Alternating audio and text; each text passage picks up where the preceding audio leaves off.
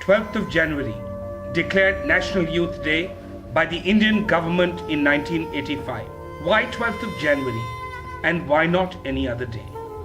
12th of January is the birthday of a man who died more than 100 years ago. He was just 39 when he died. Who was this man? I can tell you that many of my generation were very powerfully influenced by him. He was one of the great founders of the national modern movement of India.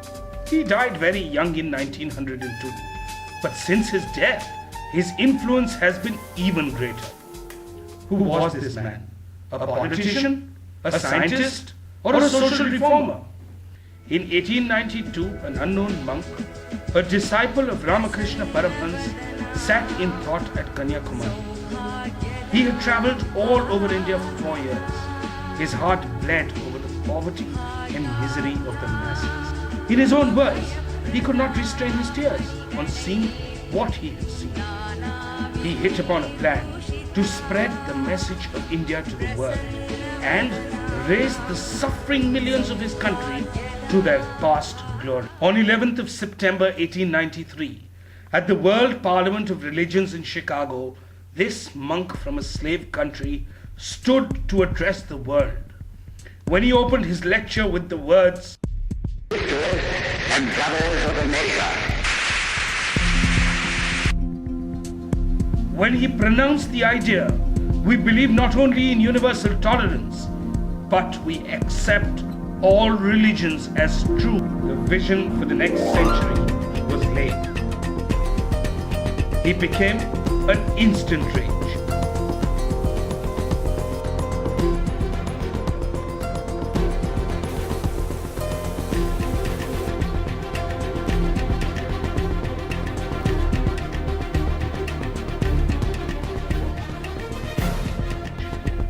Yes, he was a missionary, but he did not convert. No surprise a Jewish on hearing him remarked, after hearing him, I realized that my religion was also true.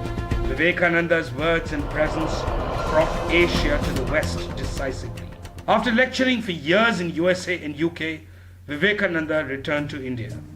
He had to arise and awake a nation which felt like a slave under the shadows of the British and the West.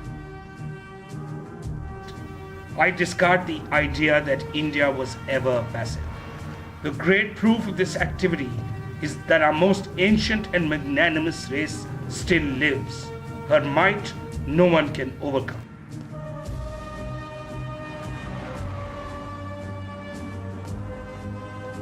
He exhorted, our country requires heroes. Be heroes.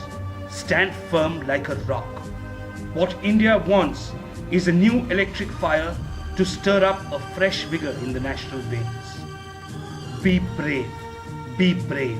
Man dies but once.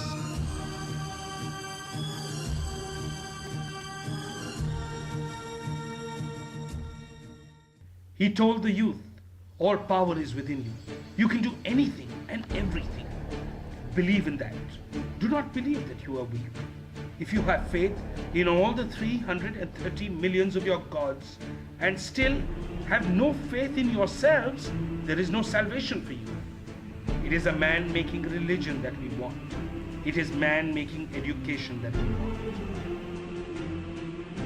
And a single word which echoed and reached in all his speeches was abhay, or fearlessness.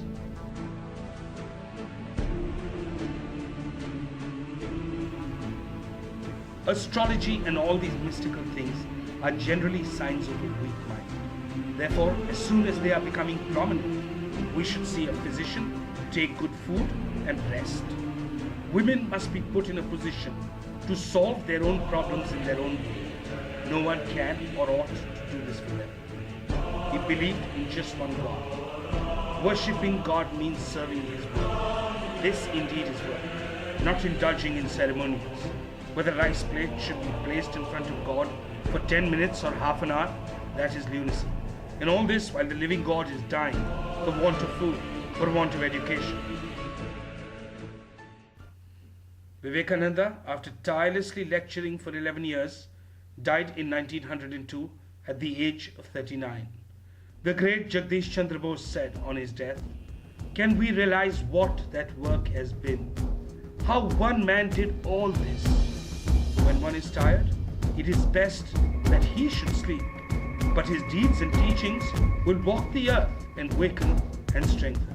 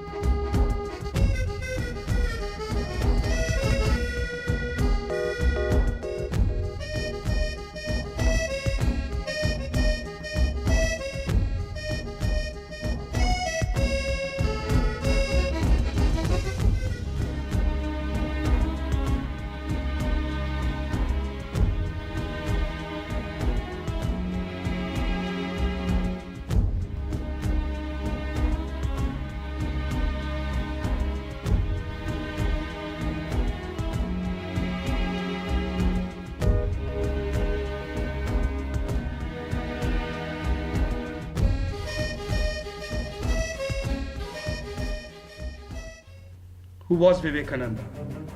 A saint? A patriot? A humanitarian? Is he relevant today? Find out for yourself.